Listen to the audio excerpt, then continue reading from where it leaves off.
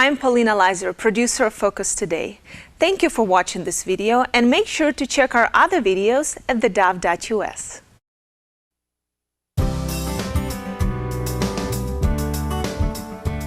Okay, welcome back to Focus Today. Hey, what a delight to have back with us today Erich Pratt. He's the Executive Director of Gun Owners of America, and there's one of the great organizations. Gunowners.org is the website, and let me encourage you to check out their website, support what they do. They're strong defenders of the Second Amendment. Hi, Erich. Good to see you, friend. Hey, Perry. Great to be back with you. Yeah. Well, what did you think of the first debate, and what do you want out of the second debate as it relates to gun ownership? Well, I'd like to see more disagreement, quite frankly. I was disappointed to see the areas where they agreed upon when really there is a huge difference between the two candidates. And I think it would serve Donald Trump well to really distinguish himself on the area of the Second Amendment because, let's face it, Donald Trump supports concealed carry, and he thinks that the answer to some of the shootings that we've had is that for people to be able to protect themselves because that serves as a deterrent to bad guys. On the other hand, Hillary's answer always after every shooting is we need more restrictions, more infringements. She has even advocated the rounding up and destruction of firearms. That's what they did in Australia, and she has said we need to consider their confiscation program here. We need to consider that here. So there really is a big difference, and I would like to see that difference be laid out. It's been said, Erich, that President Obama has gotten away with governing through executive order. We all agree with that. But since that precedence has been set, a President Hillary Clinton, through executive order, would go directly for the Second Amendment. Do you think so? Oh, absolutely. In fact, she has said that. She has said that President Obama didn't go far enough. She has laid out, in fact, she's even said that the president would be a good Supreme Court pick, if you can imagine that. Contrast that to Donald Trump, which has laid out 21 judges, which are pretty solid on the Constitution. There's such a wide divide between the two. Also at the vice presidential level, Tim Kaine has a record of supporting gun control, has a record of vetoing legislation when he was governor in Virginia that would have helped people protect themselves. On the other hand, Mike Pence is a strong A-rated with us at Gun Owners of America, a strong record on gun rights, and as far as we can tell, it has always been uncompromising in defense of the Second Amendment. One of the angles that people come at as it relates to gun control is through this thing called the watch list. And you and I know that this is a really touchy area, but it is also an entrance to gun control.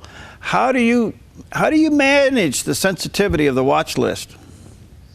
Well, the watch list, which is put together in secret, should never be used as a basis to deny people their right to protect themselves, their right to buy a firearm. The recent Orlando shooter wasn't on a watch list, and he passed a background check. I mean, the watch list wouldn't even work to stop many of the shootings that we've had. But the real problem is that the people on that watch list haven't committed crimes, Perry. I mean, if they're really dangerous, why are they out on the street? So we've seen watch lists used to deny people the ability to fly, like the late Senator Ted Kennedy. It took him weeks to get off that list. There was an 8-year-old New Jersey boy that ended up on the list. There's been people, it took years to get off the list when they were on there erroneously. So you can see how this could be really abused, especially since it's not a court of law that puts these names, it's bureaucrats that put these names on the list. This could be used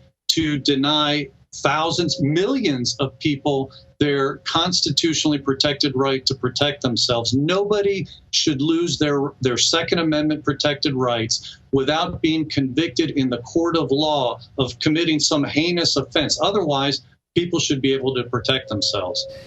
Erich, I've had the good fortune of traveling internationally a lot with fellow Christian broadcasters that I'm involved with.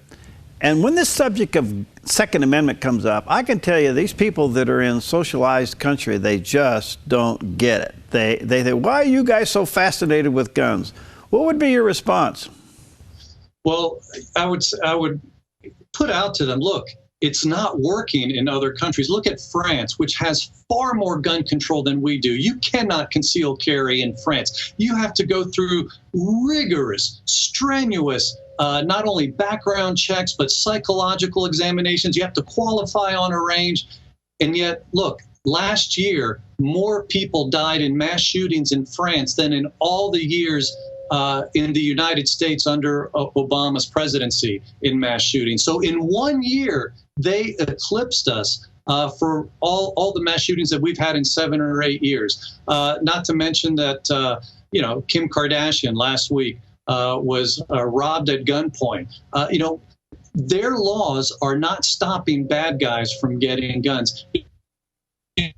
This is the real life consequences for this. There's a woman in New Jersey who is dead because her state took weeks and weeks and weeks in doing background checks on her, wouldn't approve her. She was being forced to get permission to get a firearm. And the reason she wanted one, she was scared of her ex-boyfriend who had threatened to kill her. And in fact, that's exactly what he ended up doing. And he didn't need a gun. He just needed a knife, and he killed her in her home. Contrast that to what happened last week in South Carolina. There was a mass shooting that was brought to a screeching halt because a firefighter who was near the school where the mass shooting was taking place heard reports of the mass shooting, grabbed his firearm, went there, confronted the shooter, and stopped it.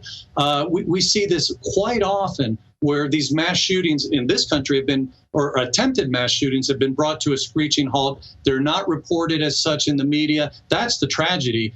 People in other countries, all they hear are the bad news examples. They don't hear the many more times when good people are using guns to stop crimes from occurring, when they're using guns to protect themselves. I'm really amazed, Eric, since the Second Amendment and all of the erosion that has taken place there. But on the other hand, the exposure of what the benefits are for having a Second Amendment, the amount of women that are going to the range and learning how to use a firearm and a concealed permit has skyrocketed in this country. What does that tell you? Oh, it tells you that people are very concerned for their safety. You're right. Every time I go to the range, I see women there. I see, all types of colors. And men and women. It's really an amazing thing. Even children, they're shooting as well. The recent Pew poll, in fact, found that gun ownership in this country has skyrocketed, which is something that we suspected because for the last 17 or so months, we have set record after record in terms of gun purchases. It's just off the charts. And the recent Pew poll found that, in fact, gun owning households has risen from somewhere in the mid-30s now to 44% of all American homes. So gun ownership is way up. A lot of that is women. A lot of it is first-time gun buyers. If you had one question to ask Hillary Clinton about this issue, what would it be? It would be, give us one example of how any of the gun control proposals that you're pushing, how it would have made any difference in stopping any of the recent shootings. Just one. Because, when you look at it, the Orlando shooter passed a background check. She's advocating we need more background checks. The same thing her vice presidential candidate. Wants universal background registration system. And yet, what shooter would have been stopped? The San Bernardino shooters passed background checks. The Oregon shooter passed background checks. The Charleston and Chattanooga shooters passed background checks. Both Fort Hood shooters, the Navy Yard shooter. I mean, you just go on and on and on. They're passing background checks. And when they can't pass a background check, like the guy who recently shot up the Burlington Mall in Massachusetts, guess what he does? He stole his firearm. So background checks are registering the good guys, and they're not stopping the bad guys. So I would ask her, I would want to know, tell me, where is gun control making people safer? Chicago, Washington, D.C., Baltimore? Tell me where. Interesting you'd say Chicago, because Chicago is kind of two-edged sword. They want to talk about it, but it's kind of tricky to talk about it. I mean, they've had all these shootings in Chicago, and they want to say, well, if there was no guns, there wouldn't be any shootings. Oh, really? What's your thought? Yeah. Well, the New York Times says that Chicago has gotten as close as they can to an official ban without having an official ban, because their ban was obviously struck down by the Supreme Court in 2010. And so since then, they have erected many, many hurdles that makes it so difficult for good people to get firearms to protect themselves. But as we've just been discussing, they're setting records again, sadly. And it's not just gangs that are killing each other. I mean, it's random shootings, children being shot. It's a tragic thing. And with people safer, in fact, it's only become worse. All right, one last question, Eric. Are you confident that Donald Trump will support the Second Amendment? I think we lost. Are you still there? Okay. You broke up. Yeah, you broke up. Could you repeat the question? Yes, I'm sorry about that. We had a little bit of a Skype delay there. Are you confident that that Donald Trump will support the Second Amendment? For the most part, yes. Again, there's a clear divide. There are some issues that we take issue with him, but on the big level, he wants to support, appoint constitutional judges. He wants to encourage concealed carry and gun ownership. On the other hand, Hillary Clinton, every single time, her answer is more restrictions, more controls. All right. Good to see you, my friend. Keep up the good work. Let me say to our viewers and listeners, gunowners.org is their website. Join them, support them. They're one of the great defenders of the Second Amendment. Gunowners.org. Thanks, Eric. Let's connect again soon, okay? Absolutely. Thank you so much. God bless you, pal. We'll be right back.